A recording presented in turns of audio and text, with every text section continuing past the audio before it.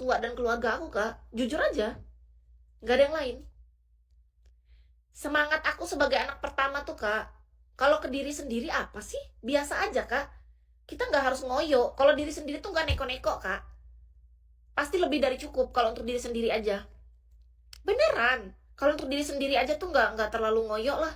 Tapi kalau kita keluarga kan kita pasti mikir lebih banyak. Contoh, kalau misalnya hari ini aku pergi ke mall, aku mau beli baju satu set, beli sepatu untuk diriku sendiri, aku pasti mampu lah. Kan untuk diri sendiri. Tapi kan zaman dulu aku mikirnya gini, ketika aku membeli itu untuk diri sendiri, orang tua dan adik aku gimana? Bagaimana mungkin aku memakai baju dan sepatu yang mewah, orang tua dan adik aku pakai yang gembel? Kan nggak pas. Iya dong, jelas lah.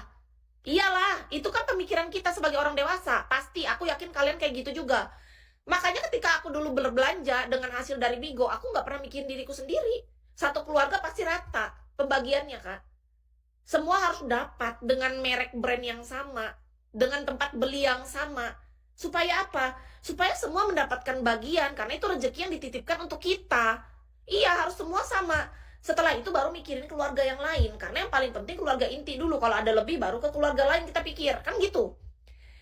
Ternyata sekarang ketika aku udah paham di dunia ini, kebahagiaan seseorang bukan dari nilai nominalnya, bukan dari dimana kita membeli harus di mall mahal, enggak.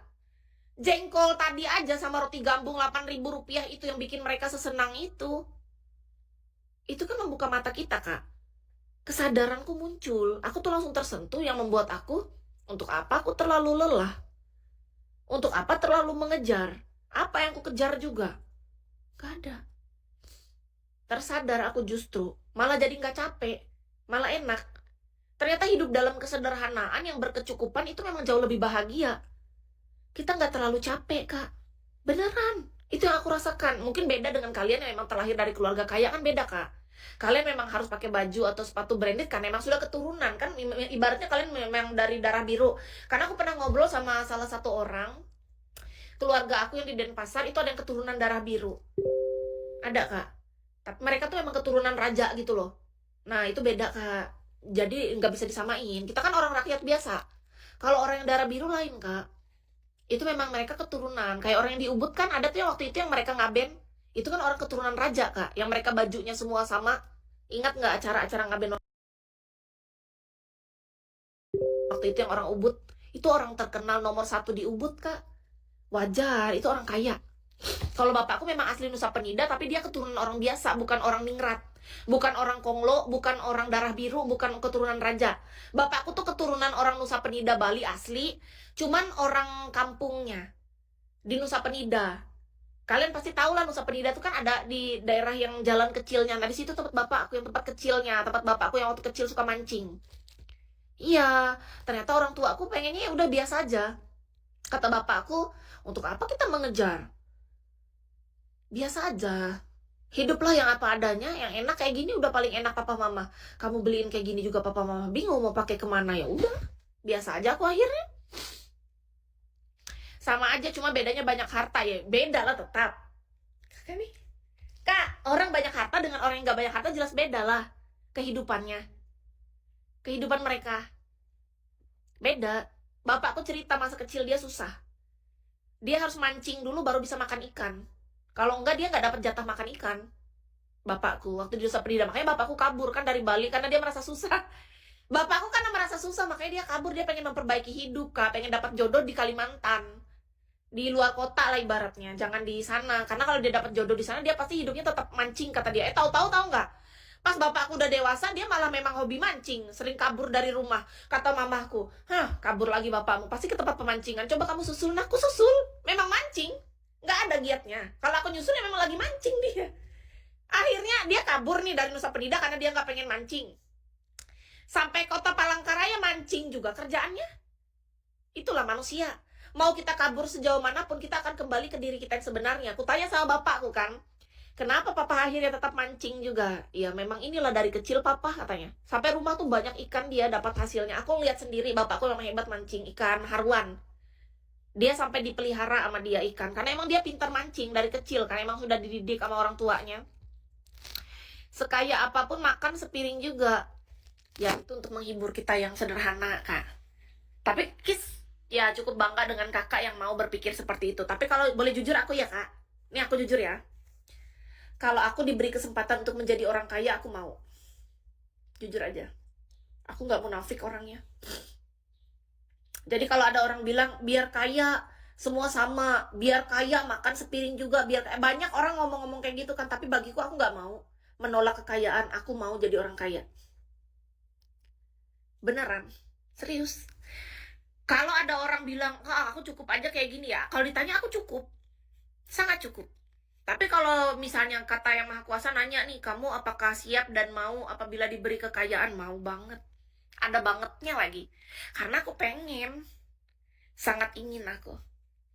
Kalau memang Yang Maha Kuasa menurutnya itu yang terbaik dan aku dipercayakan untuk diberikan kekayaan tersebut, aku sangat siap dan aku mau.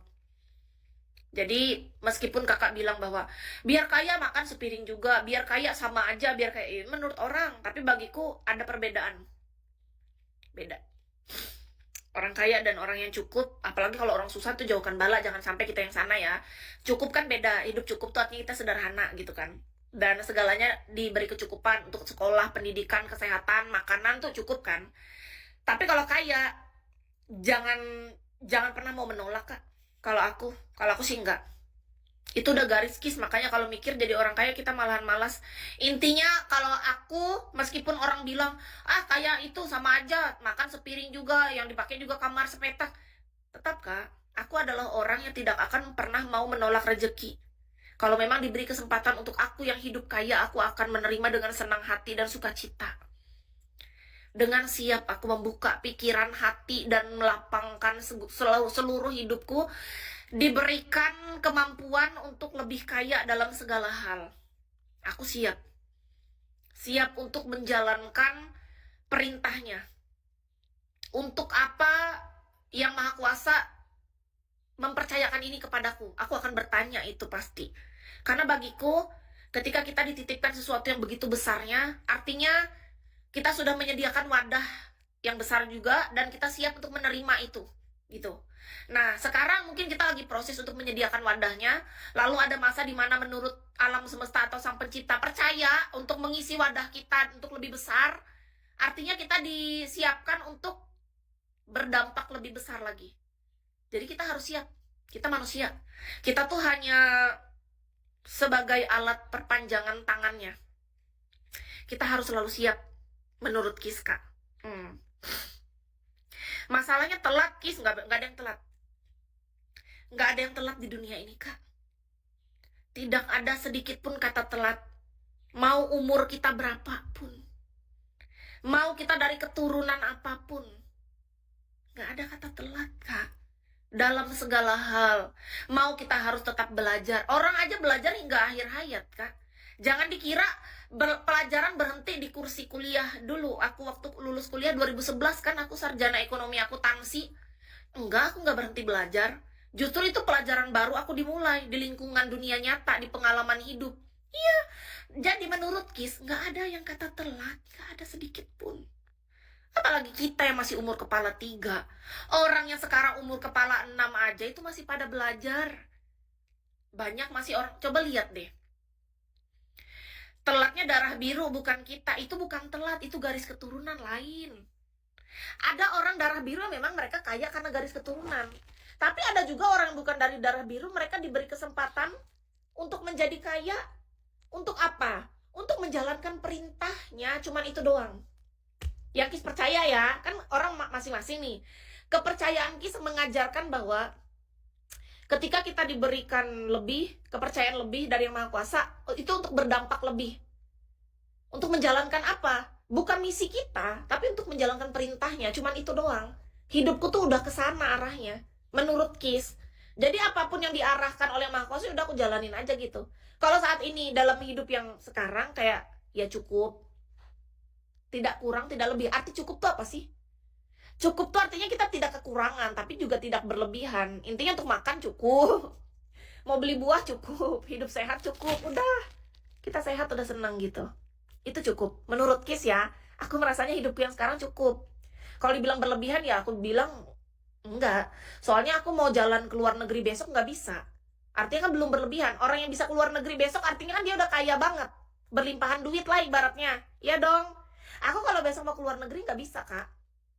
Iya. Tapi kalau untuk makan sehari-hari, untuk badanku sehat ya aku cukup untuk diriku sendiri gitu. Darah biru itu darahnya biru apa merah juga? Kalau kata orang karena keturunan raja bukan karena darahnya biru. Aku udah pernah nanya juga sih, Kak. Orang darah biru itu artinya memang garis keturunan. Misalnya nih ada keturunan dari orang kaya, suami istri, punya anak, keturunan anaknya lagi anaknya, nah, garis keturunan mereka itu adalah keturunan orang